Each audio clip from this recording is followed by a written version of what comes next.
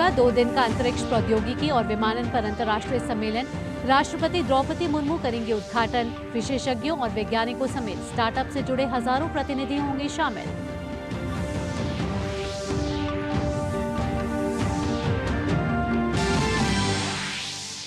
Global south वैश्विक मुद्दों पर बड़ी जिम्मेदारी लेने को तैयार। पीएम मोदी ने कहा, दुनिया के लिए बड़ा संदेश है, 1 साल में 2 ग्लोबल साउथ का शिखर सम्मेलन और उसमें बड़ी भागीदारी।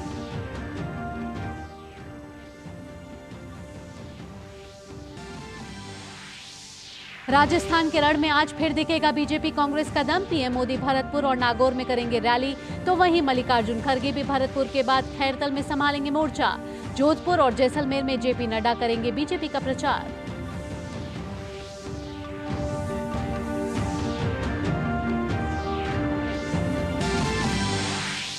तेलंगाना में बीजेपी का संकल्प पत्र आज। अमित शाह करेंगे वारंगल, नालगोंडा और हैदराबाद में तूफानी रैली। केसीआर और ओवैसी समेत राहुल गांधी ने भी तेज किया प्रचार।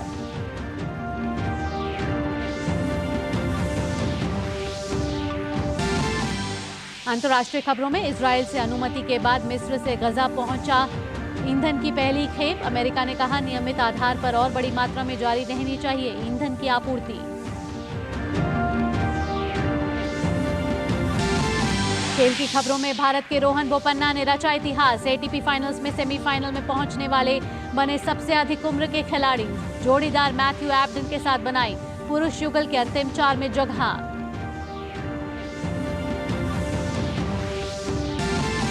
और देश भर में बिखरी छठ पर्व की रौनक। आज पूजा का दूसरा दिन खरना का प्रसाद ग्रहण करने के साथ साथ शुरू होगा 36 घंटे का निर्जला व्रत।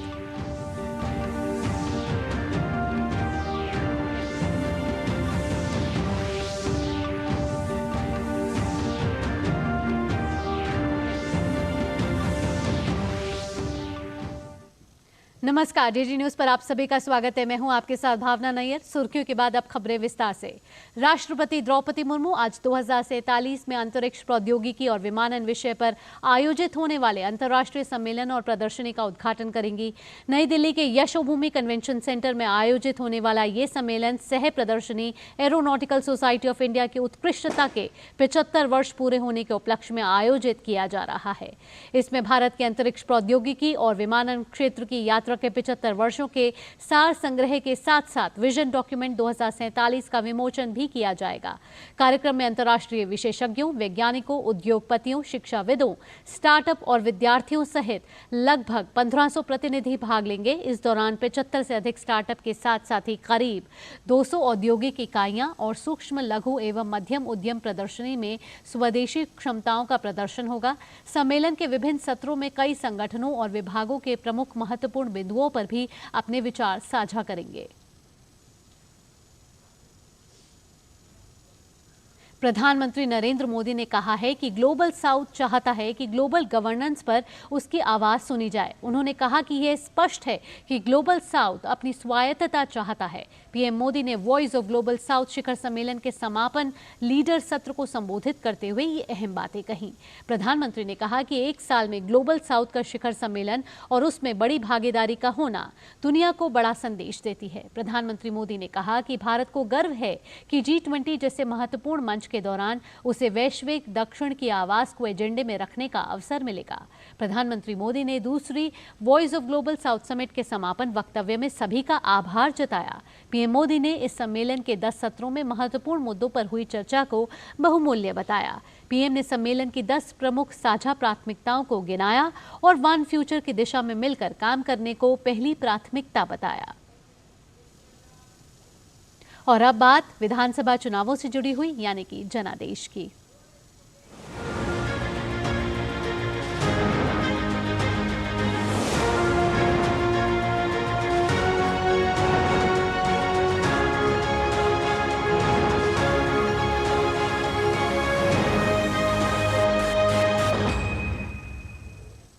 जनादेश में शुरुआत राजस्थान के रण से। प्रधानमंत्री नरेंद्र मोदी आज फिर एक बार राजस्थान के रण में उतरेंगे। आज उनकी 2 चुनावी रैली होंगी, जिसे विजय संकल्प सभा का नाम बीजेपी ने दिया है। पहले भरतपुर में पीएम बीजेपी की ओर से पार्टी का प्रचार करेंगे और मतदाताओं से वोट की अपील करेंगे। फिर इसके बाद नागौर और खरनाल में स्थित वीर तेजाजी मंदिर में दर्शन और पूजा करेंगे।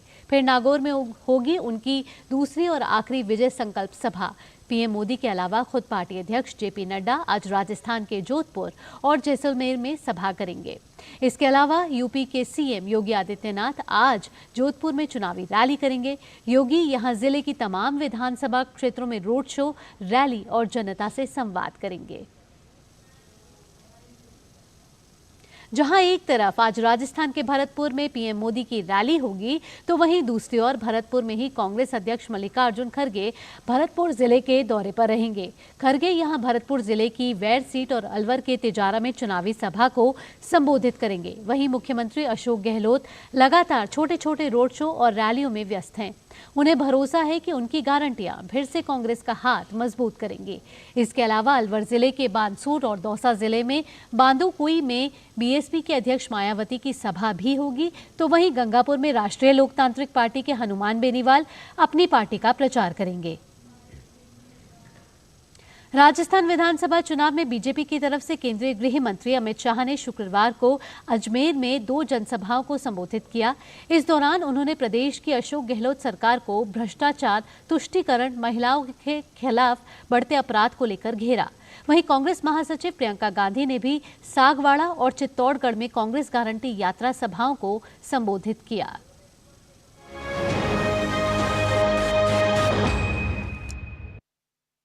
राजस्थान के चुनावी समर में प्रचार के लिए बीजेपी और कांग्रेस के दिग्गज मैदान में उतरे। केंद्रीय गृह मंत्री और बीजेपी के वरिष्ठ नेता अमित शाह ने अजमेर के विजयनगर और नसीराबाद में विशाल जनसभाओं को संबोधित किया। उन्होंने भ्रष्टाचार, पेपर लीक और प्रदेश में महिलाओं के खिलाफ बढ़ते अपराध को लेकर कांग्रेस की अशोक गहलोत सरकार पर निशाना साधा। उन्होंने कहा कि कांग्रेस की नीतियों के चलते अपराध, तुष्टीकरण, महिलाओं और दलितों पर अत्याचार के मामले में राजस्थान पहले नंबर पर पहुंच गया है। एक कुछ युवा लाल कलर का शर्ट और जर्सी पहनकर आए। अरे भाई ठीक है, मेरी सभा में तो आ गए। गहलोत साहब की सभा में मत जाना, न तो आजकल जैसे बैल लाल कलर को देखकर, सांड लाल कलर को देखकर दौड़ता है, ऐसे गहलोत साहब होते हैं। आपको मालूम है क्यों होता है ऐसा? जरा जोर से बोलो, क्यों होता है? क्यों होता है? लाल डायरी में क्या है? लाल डायरी में क्या है? गहलोत साहब का कच्चा चिट्ठा है। अमित शाह ने कहा कि गहलोत सरकार ने वोट बैंक की राजनीति के लिए राजस्थान में सभी सीमाएं लांघ दी हैं। उन्होंने आरोप लगाया कि उदयपुर में कन्हैयालाल की दिन दहाड़े हुई हत्या पर गहलोत सरकार के मुंह से एक शब्द नहीं निकला। भाई और बहनों, अशोक गहलोत सरकार तुष्टीकरण की सभी सीमाएं लांघी। दिन दहाड़े कन्हैयालाल तेली को नोच देते, मार देते। इनके पेट का पानी नहीं हिलता। 19 में टोंक में हिंसा हुई, 20 में डूंगरपुर, 21 में बारा, 21 में झालावाड़, 22 में करौली, 22 में जोधपुर। ये पूरे प्रदेश को गहलोत ने दंगों का प्रदेश बनाकर रखा है। इस बीच बीजेपी प्रदेश अध्यक्ष सीपी जोशी ने जयपुर के हरमाड़ा थाने में दिन दहाड़े अपहरण कर महिला से सामूहिक दुष्कर्म की घटना को लेकर कांग्रेस को निशाने पर लिया। सोशल मीडिया मंच एक्स पर उन्होंने लिखा कि ये घटना अत्यधिक चिंताजनक है। पिछले 5 वर्षों में अपराधियों के हौसले इतने बुलंद हो चुके हैं कि उनमें कानून और प्रशासन का डर समाप्त हो चुका है। अब समय आ गया है। 25 नवंबर को अपराधियों को अपराध के लिए प्रेरित करने वाली, कुशासन वाली कांग्रेस सरकार को जनता उखाड़ फेंकेगी। वहीं कांग्रेस के दिग्गज भी राजस्थान में चुनाव प्रचार में उतरे। कांग्रेस महासचिव प्रियंका गांधी ने राजस्थान के सागवाड़ा और चित्तौड़गढ़ में कांग्रेस गारंटी यात्रा सभाओं को संबोधित किया। इस दौरान उन्होंने कांग्रेस की 7 गारंटियों का भी जिक्र किया। कुछ नई घोषणाएं भी की हैं और उनका आधार ये है कि जो हमने पहले घोषणा की थी उनको पूरा करने का काम हमने किया और हमने ऐसी बहुत सारी चीजें की आपके लिए जिससे आपको सहूलियत और आपको की सहायता हुई। राजस्थान विधानसभा चुनाव को लेकर कांग्रेस ने जहां 7 गारंटी देने का वादा किया है, तो वहीं उसका जवाब बीजेपी ने मोदी की गारंटी से दिया है। अब ये राजस्थान की जनता को तय करना है कि वो किसकी गारंटी पर भरोसा करती है। अजमेर से मुरारी गुप्ता के साथ bureau report, DD news.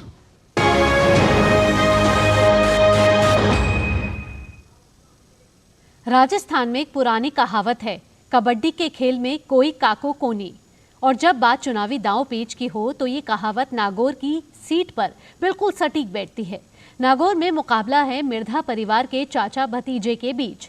Congress का हाथ छोड़ कमल थाम चुकी भतीजी ज्योति मिर्धा का आरोप है कि कांग्रेस उम्मीदवार और चाचा ने धोखा दिया। पेशे से डॉक्टर ज्योति नागौर से कांग्रेस की सांसद भी रह चुकी हैं। मैं इस वक्त नागौर के रातड़ी गांव में हूं और मेरे साथ है BJP candidate doctor Jyoti Mirdha. आइए हम उससे बात करते हैं। डॉक्टर ज्योति, कांग्रेस से आप बीजेपी में आई, दोनों पार्टियों में बेसिक फर्क क्या दिखता है आपको? कांग्रेस के अंदर ज्यादा मास बेस था, लीडर बेस जो भी चुनाव लड़ रहा होता था उसके ज्यादा मतलब उस पे ज्यादा निर्भर करता था। भारतीय जनता पार्टी के अंदर ऑर्गेनाइजेशन जो है वो ज्यादा स्ट्रांग है। तो मुझे लगता है कांग्रेस से आने की वजह से मेरे पास में दोनों तरीके की एज है कि हम कांग्रेस वाले कल्चर से आ रहे हैं और भारतीय जनता पार्टी का स्ट्रक्चर हमारे को मिल रहा है। तो मुझे लगता है कि अच्छा कॉम्बिनेशन है जो हमारे फेवर में वर्क करता है। कांग्रेस छोड़कर आपको बीजेपी में क्यों आना पड़ा? क्या कांग्रेस कमजोर पड़ रही है, ये वजह रही? नहीं, हमारे यहाँ पर एक थर्ड फ्रंट है जिसको अशोक गहलोत जो थे वो डायरेक्टली सपोर्ट कर रहे थे। तो जब खुद की पार्टी और खुद की गवर्नमेंट आप दूसरे लोगों को सपोर्ट करने में, पनपाने में लग जाती है तो उनके नेताओं की और उनके कार्यकर्ताओं की अनदेखी होती है। ऐसे में भारतीय जनता पार्टी ने मुझसे संपर्क साधा, टॉप लीडरशिप ने बोला कि भारतीय जनता पार्टी ज्वाइन कर लो। माहौल देश के अंदर आप जानते हैं कि आज की तारीख में बीजेपी के पक्ष में है, तो मैंने भी सही समय पे लगता है सही फैसला लिया। कांग्रेस और बीजेपी अगर लीडरशिप कंपेयर करें, मोदी वर्सेस रेस्ट, तो किस तरह से आप देखती हैं? जी, मोदी जी की एक चीज़ तो सबसे तय है कि भाई दुनिया भर में मानते हैं कि बहुत ही डिसाइसिव लीडरशिप है और अगर लीडर डिसीजन लेने की कैपेसिटी नहीं रखता है सही टाइम पर तो लोगों में एक तरीके का कंफ्यूजन हमेशा बना रहता है। 9 सालों में आप देखेंगे कि जो हिंदुस्तान की साख बढ़ी है इंटरनेशनल लेवल पे वो मोदी जी के नेतृत्व में बढ़ी है। नागौर की अगर हम बात करें तो एक फैमिली के अंदर, एक परिवार के अंदर ही लड़ाई, आप अपने चाचा के खिलाफ चुनाव मैदान में, तो किस तरह का चैलेंज रहता है ये? मैं मेरे चाचा के खिलाफ नहीं हूँ, चाचा मेरे खिलाफ आए हैं क्योंकि उनकी टिकट 15 दिन बाद में अनाउंस हुई है। और ये भी एक, आप अगर इसकी तय में जाएंगे तो आपको समझ में आएगा कि गहलोत साहब और जो आरएलपी के लीडर हैं उन दोनों की सांठगांठ थी। वो नहीं चाहते थे कि वो खींवसर जाएं तो उन्होंने उनको यहाँ भेजा है। वो देखना यही चाहते थे कि भाई ज्योति बीजेपी में गई है, कहीं स्ट्रॉन्ग कैंडिडेट हो जाए तो उसको कैसे हम एक तरीके से चक्रव्यूह रच करके और उसको फंसा सकते हैं। और मुझे लगता है नागौर की जनता पॉलिटिकली बहुत स्मार्ट है और समझती है चीज़ों को, एंड आई एम श्योर कि डिसीजन हमारे फेवर में आएगा। कबड्डी में कोई काको नहीं होवे, कबड्डी में कोई चाचा नहीं होता और चुनाव भी एक तरह की कबड्डी है और जंग में सब जायज है। कैमरामैन मुकेश के साथ मैं विशाल Bairstow, DD news, रातड़ी, Nagaur. Bulletin में अभी वक्त हो चला एक छोटे से ब्रेक का। ब्रेक के बाद तेलंगाना से जुड़ी खबरें आप तक प्रस्तुत करेंगे, साथ ही खेल और कारोबार से जुड़ी खबरें भी होंगी। आप जुड़े रहिए डीडी न्यूज के साथ। Happy birthday my dear. अरे ये क्या, एप्सिलॉन? मेरी नई स्कूटी के लिए। ओए बनो सयानी, नहीं तो पैसों पे फिर जाएगा पानी। मतलब? सुनो, ऑनलाइन लर्निंग ऐप्स को जांच परख कर आरबीआई अधिकृत बैंक एनबीएफसी से ही आप लोन लीजिए। अनधिकृत ऐप्स या अनजान लोगों से निजी जानकारी शेयर करना यानी धोखा। दादू बन गई सियानी। गिफ्ट नहीं खोलेंगे? आरबीआई कहता है इनसे जानकार बनिए, सतर्क रहिए। दादी, आज भी आपकी चाय की दुकान बंद थी? 1 महीने से बीमार हूँ, काम बंद और इलाज का खर्चा अलग। आयुष्मान कार्ड नहीं बनवाया? नाम सुना है, कहाँ बनवाना है, कैसे बनवाना है, इस उम्र में भाग दौड़। कार्ड अभी बन जाएगा। आयुष्मान ऐप पर जाकर अपना या परिवार के सदस्य का नाम लाभार्थी सूची में ढूंढे, आधार, ओटीपी या फेस ऑथ द्वारा ऑथेंटिकेट करें, डिटेल्स भरें, अब मोबाइल से फोटो खींचकर अपलोड करें। बन गया। अब ठीक होकर अपने हाथ की चाय पिला दो। और एक प्रकार से पीएम जय अब गरीबों की जय बन गई है। 5 लाख तक के मुफ्त उपचार की गारंटी, स्वास्थ्य का वरदान आयुष्मान। ब्रेक के बाद आपका स्वागत है। हम बात कर रहे हैं विधानसभा चुनावों की और बात हो रही है राजस्थान के रण की, जहां ब्रेक से जाने से पहले हमने आपको बताया नागौर की ज्योति मिर्धा के बारे में, जहां चाचा भतीजे के बीच जो है इस बार भिड़ंत है और जो ज्योति मिर्धा हैं वो कांग्रेस का हाथ छोड़ा, बीजेपी का दामन जो है उन्होंने पकड़ लिया है और उनके चाचा जो है उनका नाम है हरेंद्र मिर्धा, जो कांग्रेस के दिग्गज नेता रामनिवास मिर्धा के बेटे हैं। 4 बार चुनाव हार चुके हरेंद्र मिर्धा को इस बार राष्ट्रीय लोकतांत्रिक पार्टी का समर्थन हासिल है। मैं इस वक्त नागौर के बारानी गांव में हूं और यहां चल रही है हरेंद्र मिर्धा की सभा, जो कांग्रेस के कैंडिडेट हैं और उनका जो सीधी फाइट है वो अपनी ही भतीजी के साथ है। हरेंद्र जी, ज्योति के साथ आपकी फाइट है, आप एक साथ रहे, अब आप अलग अलग हैं, तो कितना बड़ा चैलेंज है? एक तरफ परिवार है, एक तरफ चुनाव। चैलेंज नहीं है, वो छोड़ के गई है पार्टी, वो सब साथ है, उनके पार्टी ने उनको टिकट दे दिया और ये मेरी ट्रेडिशनल सीट है, तो मजबूरी समझ लीजिए, राजनीति समझ लीजिए, कुछ भी समझ लीजिए, इसलिए हम आमने सामने चुनाव लड़ रहे हैं। अगर हम नागौर की बात करते हैं तो मिर्धास का बहुत बड़ा नाम है, तो वो नाम अब 2 परिवार के बीच में डिवाइड हुआ है। पहले आप एक ही पार्टी थे, वो परिवार 4 बार छोड़ चुका है, होना जाना बना रहता है, पाँच आ जाए कि हिंदू को नहीं बच्ची है। अच्छा, इस चुनाव में आपके सामने क्या मुद्दे रहेंगे? मुद्दे नहीं है, गवर्नमेंट ने अशोक गहलोत जी के नेतृत्व में जो काम हुआ है ग्रास रूट लेवल तक उसका लाभ पहुंचा है और निर्णय हमने 2-3 साल पहले लिए थे। ये नहीं कि आज इलेक्शन निर्णय, अभी जो निर्णय लिए हैं लोगों को पूरा है भरोसा है कि अगले 5 साल हमारा राज आएगा तो इम्प्लीमेंट होंगे। बीजेपी का ये कहना है कि कांग्रेस के अंदर लड़ाई चलती रही सचिन पायलट वर्सेस अशोक गहलोत, तो 5वें साल में वो जागे हैं और अब उनके जाने का वक्त आ गया। मियाँ बीवी 2 बच्चे होते हैं, वहीं एकजुटता नहीं होती। बाप तो कहता है बच्ची अच्छी है, माँ कहते हैं बेटा अच्छा है, तो ये तो जहाँ 4-5 लोग रहेंगे मतभेद तो होंगे, इसमें कोई दिक्कत नहीं। कौन सी पार्टी? जागरूक पार्टी है, वाइब्रेंट पार्टी है, तो मतभेद तो होंगे, सब एक ही विचारधारा के थोड़ी होंगे। हरेंद्र मिर्धा को वोट क्यों देना चाहिए? क्यों? सेवा की हमने जनता की, 3 पीढ़ी से जनता से सेवा की है।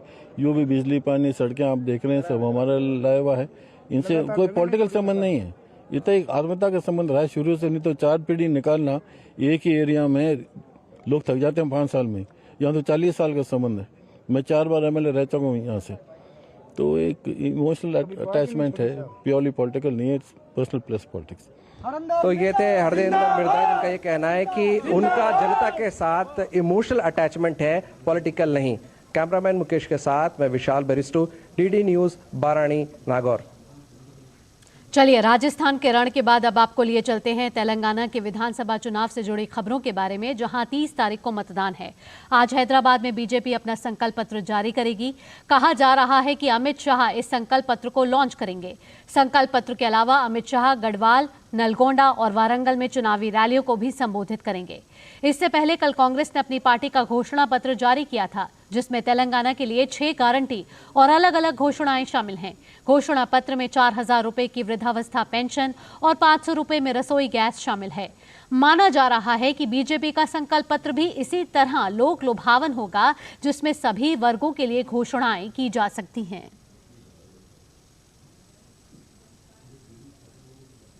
वहीं दूसरी ओर मौजूदा सरकार और उसके मुखिया केसीआर ताबड़तोड़ रैलियों में व्यस्त हैं।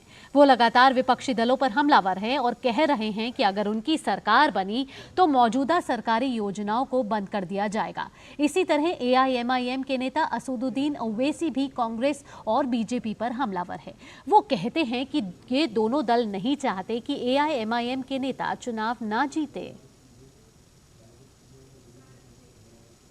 यहां रुक रहे हैं एक छोटे से ब्रेक के लिए। ब्रेक के बाद भी खबरों का सिलसिला जारी रहेगा।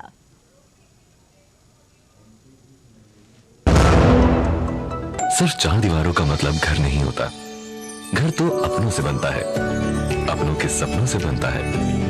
हम तो बस आपका साथ निभाते हैं। आप ही तो हैं जो मकान को घर बनाते हैं। SBI होम लोन्स, मकान को घर बनाने के सफर में हमेशा आपका हमसफर। ब्रेक के बाद आप सभी का स्वागत है और अब बात दिल्ली में बढ़ते वायु प्रदूषण को लेकर। राजधानी दिल्ली में आज भी वायु प्रदूषण की स्थिति गंभीर है।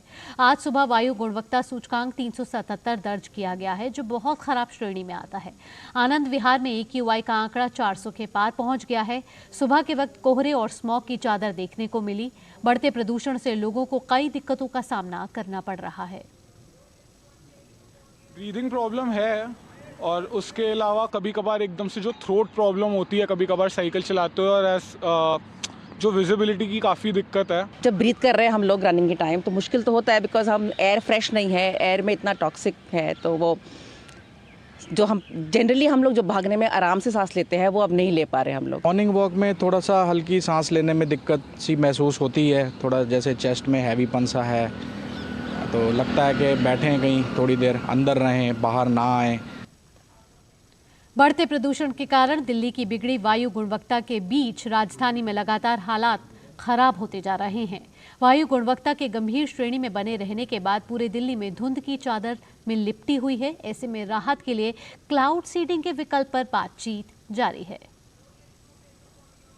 प्रदूषण के कारण बिगड़ी गुणवत्ता के चलते दिल्ली और राजधानी क्षेत्र के लोगों का सांस लेना दूभर हो चुका है। धुंध, दमघोटू हवा के बीच हांफती दिल्ली के गंभीर होते हालात के मद्देनजर जिस विकल्प को अपनाने की तैयारी हो रही है उसका नाम है क्लाउड सीडिंग, जिसके जरिए कृत्रिम बारिश कराकर न केवल दिल्ली बल्कि राष्ट्रीय राजधानी क्षेत्र और उत्तर भारत के व्यापक क्षेत्रों में फैले जहरीले धुएं को धोने की कोशिश की जाएगी। क्लाउड सीडिंग को लेकर निर्णय अगले 2 से 3 दिनों के बाद स्थिति की निगरानी के बाद लिया जाएगा। आइए जानते हैं क्या है क्लाउड सीडिंग। सूखी बर्फ या सामान्यतः सिल्वर आयोडाइड एरोसोल के बादलों के ऊपरी हिस्से में छिड़काव की प्रक्रिया क्लाउड सीडिंग कहलाती है। छोटे कणों को विमानों का उपयोग कर बादलों के बहाव के साथ फैला दिया जाता है। ये छोटे कण हवा से नमी सोखते हैं और संघनन से उसका द्रव्यमान बढ़ जाता है, जिससे जल की भारी बूंदें बनकर वर्षा करती हैं। क्लाउड सीडिंग से वर्षा दर प्रतिवर्ष लगभग 10 से 30% तक बढ़ाया जा सकता है। ये क्लाउड सीडिंग के द्वारा जो बारिश होती है, वो पानी जब बरसता है तो कुछ समय जो डस्ट के पार्टिकल्स हवा में होते हैं वो नीचे बह जाते हैं पानी के साथ, तो उस समय वातावरण अच्छा प्रदूषण से रहित हो जाता है। लेकिन जब तक हम प्रदूषण के सोर्सेस पे कुछ अपना एक्शन नहीं लेंगे तब तक प्रदूषण फिर हो जाएगा। तो इसलिए क्लाउड सीडिंग के द्वारा जो कंट्रोल होता है वो स्थायी नहीं होता, अस्थायी होता है। 1 हफ्ते 2 हफ्ते अधिकतम इसका काम इसके द्वारा होता है। IIT कानपुर द्वारा बनाई गई क्लाउड सीडिंग तकनीक को लेकर फिलहाल बातचीत जारी है, जिसके जरिए कृत्रिम बारिश करवाई जा सकेगी। IIT कानपुर के पास एयरक्राफ्ट है अपना, जिसमें क्लाउड सीडिंग करने के लिए फ्लेयर्स का अटैचमेंट इस समय लग चुका है और उसको DGCA ने अप्रूव भी कर दिया है। तो अब इसके द्वारा हम क्लाउड सीडिंग कहीं भी कर सकते हैं। हम CII confederation of Indian industries के साथ मिलके पिछले 2 महीने से इसकी प्लानिंग कर रहे हैं कि NCR रीजन में क्लाउड सीडिंग के द्वारा पोल्यूशन कंट्रोल हम कैसे करें, कब करें। और CII ऑफिस जो है इस समय बहुत एक्टिव है और कोऑर्डिनेट कर रहा है दिल्ली गवर्नमेंट और सेंट्रल गवर्नमेंट के साथ भी। देश से लेकर विदेश तक क्लाउड सीडिंग की इस तकनीक का इस्तेमाल किया जाता रहा है। साल 2017 में कर्नाटक में वर्षाधारी परियोजना के अंतर्गत कृत्रिम वर्षा कराई गई थी। क्लाउड सीडिंग से ऑस्ट्रेलिया के तस्मानिया में पिछले 40 वर्षों के दौरान जल विद्युत उत्पादन में वृद्धि देखी गई। क्लाउड सीडिंग से मौसम में परिवर्तन के लिए साल 1962 में अमेरिका में प्रोजेक्ट स्काई वाटर चलाया गया। दुनिया के 50 से ज्यादा देश क्लाउड सीडिंग को आजमा चुके हैं। चीन, अमेरिका, रूस, ऑस्ट्रेलिया और जापान जैसे देश कर चुके हैं क्लाउड सीडिंग का इस्तेमाल। साल 2008 में बीजिंग ओलंपिक के दौरान चीन ने वेदर मॉडिफिकेशन सिस्टम का इस्तेमाल कर पहले ही बारिश करवाई थी। चीन की साल 2025 तक 55 लाख वर्ग किलोमीटर को कृत्रिम बारिश के तहत कवर करने की योजना है। जापान ने भी टोक्यो ओलंपिक और पैरा ओलंपिक के दौरान आर्टिफिशियल रेन जनरेटर का भरपूर इस्तेमाल किया। UAE ने साल 2022 में क्लाउड सीडिंग के जरिए बारिश करवाई, जिससे बाढ़ की स्थिति बन गई। थाईलैंड सरकार की क्लाउड सीडिंग से साल 2037 तक सूखाग्रस्त इलाकों को हरा भरा बनाने की योजना है। दिल्ली में बीते कई दिनों से प्रदूषण के कारण एयर क्वालिटी इंडेक्स 401 से 500 के बीच बना हुआ है, जिसे देखते हुए क्लाउड सीडिंग को लेकर निर्णय लिया जा सकता है। Bureau report, DD news. इसी के साथ इस बुलेटिन में इतना ही। मुझे और हमारी पूरी टीम को दीजिए इजाजत। डीडी न्यूज पर खबरों का सिलसिला यूं ही जारी रहेगा। नमस्कार।